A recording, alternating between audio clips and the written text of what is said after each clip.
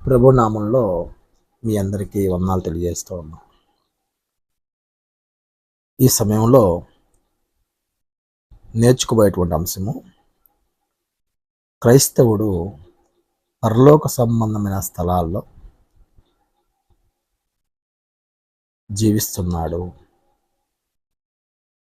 పరలోక సంబంధమైనటువంటి స్థలము దేవుడి రాజ్యం. దేవుని యొక్క రాజ్య పరిపాలన కింద క్రైస్తవులు బ్రతకడం అనేది ఎంతో శ్రేష్టమైనది. ఈ లోకంలో ఎంతోమంది దేవుణ్ణి ఎరగని వాళ్ళు,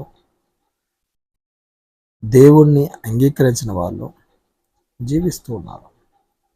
అయితే లోకంలో అందరూ కూడా వారి యొక్క సొంత నిర్ణయాల చేత, సొంత ఆలోచన చేత వారి యొక్క జీవితాలు కొనసాగుతున్నాయి.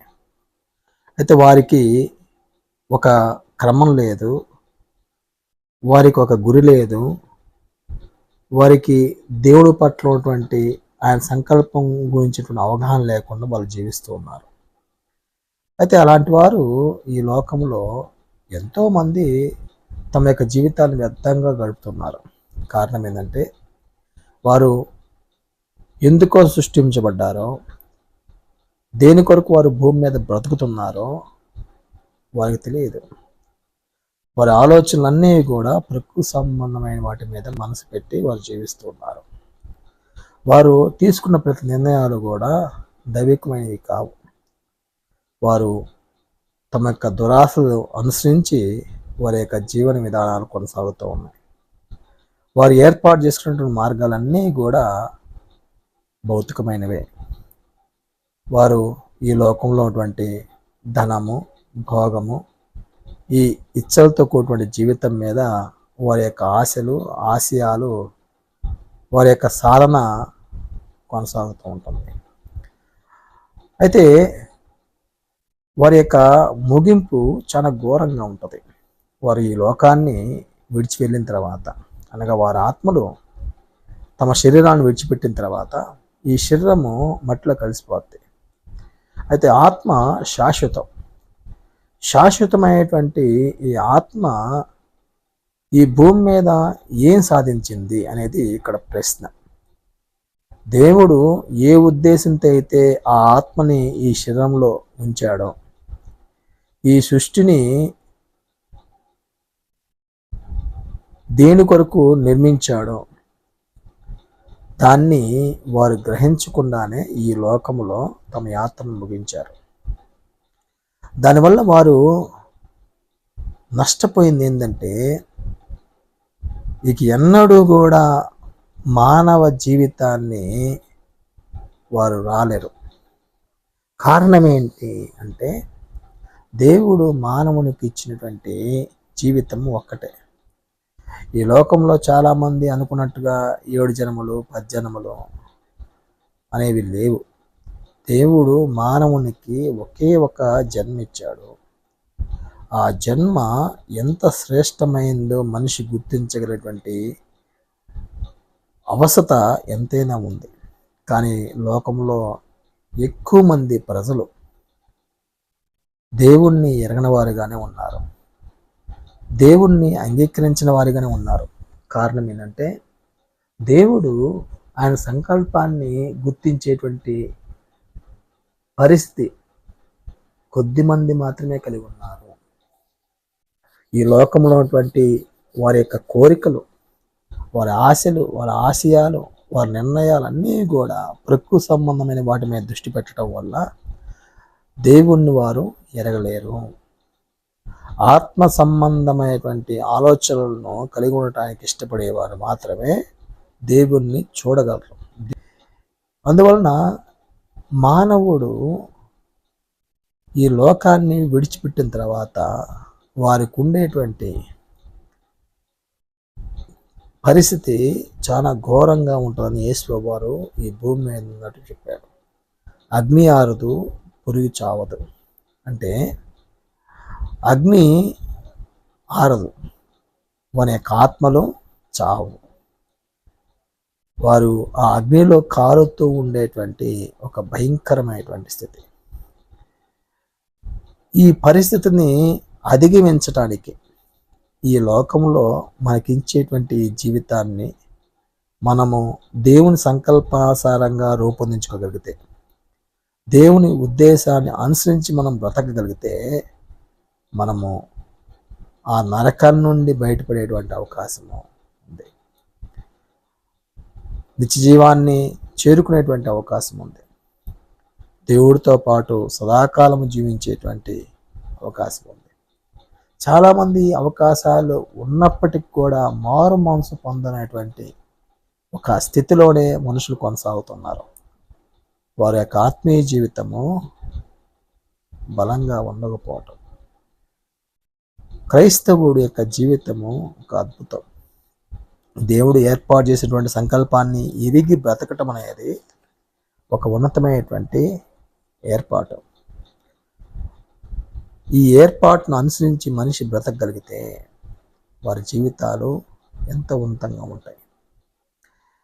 అందుకే ఈ సమయంలో మనం ఆలోచించబోయేటువంటి భాగాన్ని మనం పరిశీలించినప్పుడు, క్రైస్తవులు పరలోక సంబంధమైన స్థలంలో జీవిస్తున్నారు.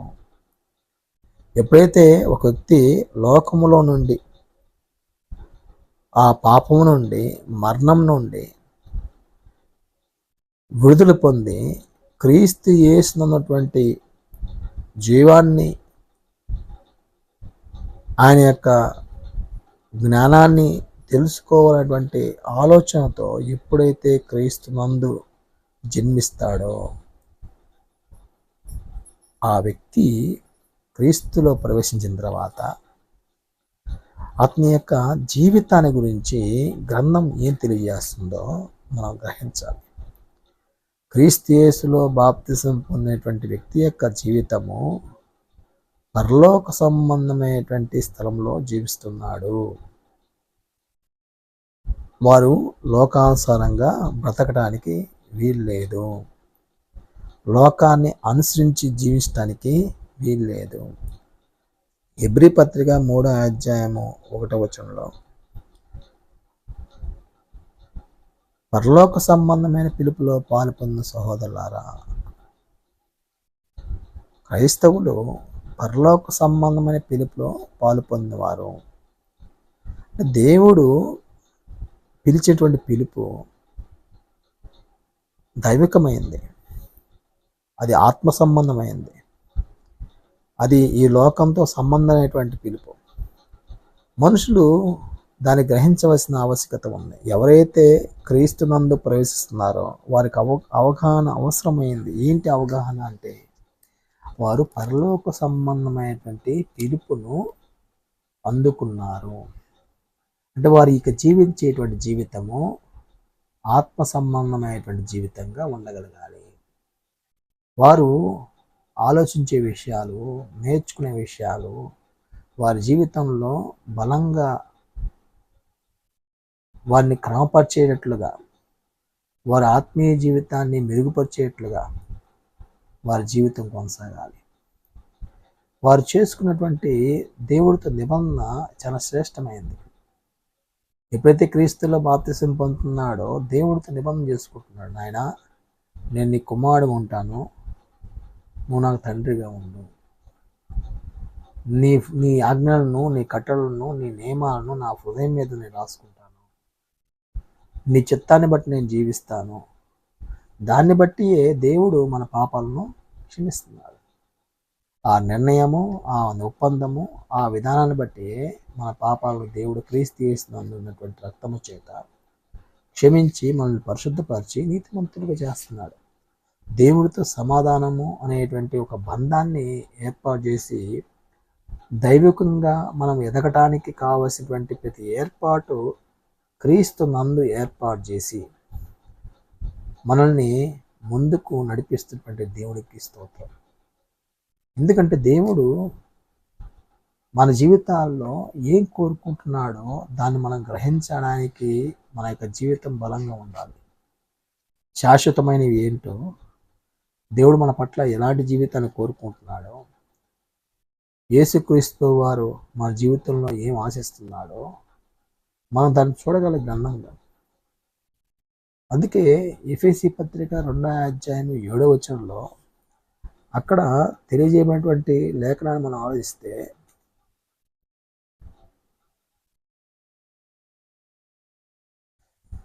క్రీస్తు యేసునందు మనలను ఆయనతో కూడా లేపి పరలోకమందు ఆయనతో కూడా కూర్చుండబెట్టాను. ముందు మనల్ని ఆయనతో కూడా లేపి, ఎవరితో లేపాడు? యేసుక్రీస్తు ప్రభుతో కూడా లేపి పరలోకమందు ఆయనతో కూడా కూర్చుని పెట్టేటువంటి పరిస్థితి.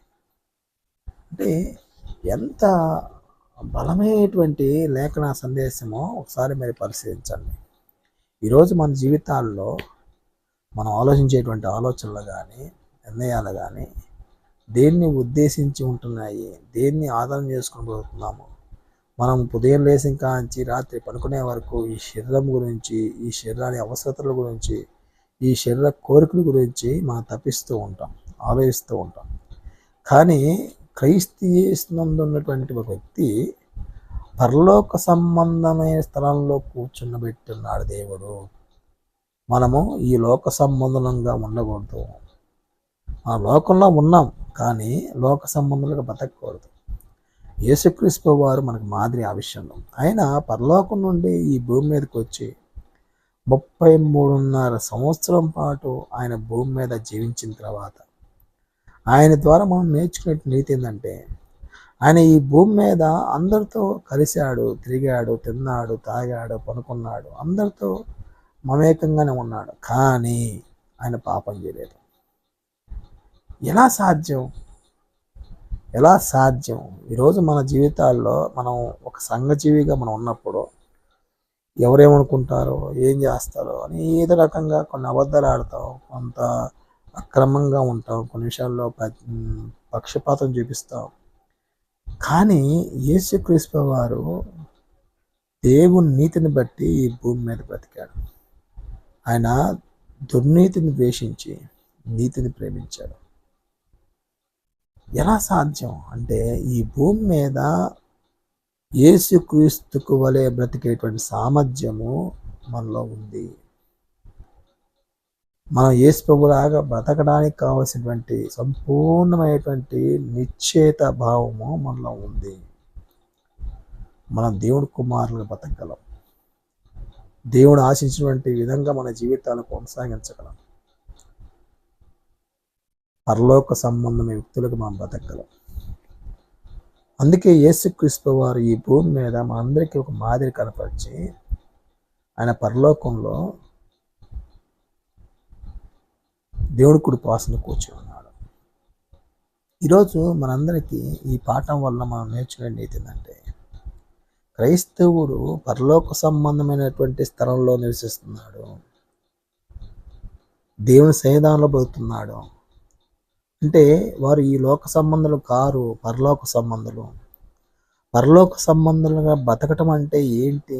ఈ లోకంలో అటువంటి చెడుని విసర్జిస్తూ దైవికమైనటువంటి దేవుని యొక్క నీతిని మనము అన్వేషించి, తెలుసుకొని, గ్రహించి జీవితంలో ఆ నీతిని అనుసరించి బ్రతకడానికి మనం క్రమపరుచుకోవాలి. ఈ జీవితాన్ని ఆత్మ సంబంధంగా మనం ఏం సాధించాలి అనేది మన యొక్క జీవితము బలంగా రూపొందించుకోగలగాలి. శాశ్వతమైనవి ఏటో, అశాశ్వతమైనవి ఏమిటో, దేవుడు దేన్ని ప్రేమించి మన జీవితాల్లో ఇంత ఉన్నతమైనటువంటి ఏర్పాటును అనుగ్రహించాడో మనం చూడగలగాలి. అందువల్ల క్రైస్తవుడు పరలోక సంబంధమైనటువంటి స్థలాల్లో